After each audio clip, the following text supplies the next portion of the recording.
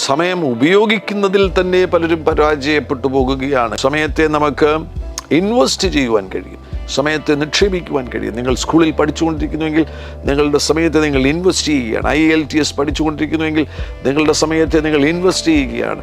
മണിക്കൂറുകളിരുന്ന് Bible നിങ്ങൾ പഠിക്കുകയാണെങ്കിൽ നിങ്ങളുടെ സമയത്തെ നിങ്ങൾ ഇൻവെസ്റ്റ് ചെയ്യുകയാണ്.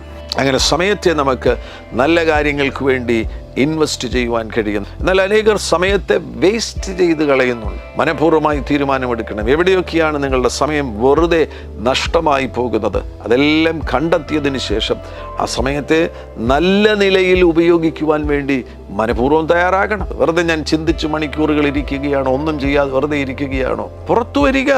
ഒരു നിമിഷം എന്ന് പറയുന്നത് വിലപിടിപ്പുള്ളതാകുന്നു.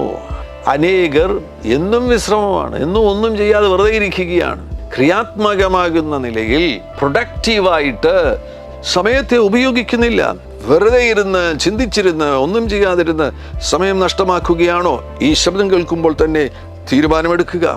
TV-യുടെ മുൻപിലിരുന്ന് സീരിയൽ കാണുന്നു, സിനിമ കാണുന്നു, 2 മണിക്കൂർ 3 മണിക്കൂർ നഷ്ടമാക്കുകയാണോ? ഇന്ന് തന്നെ തീരുമാനമെടുക്കുക.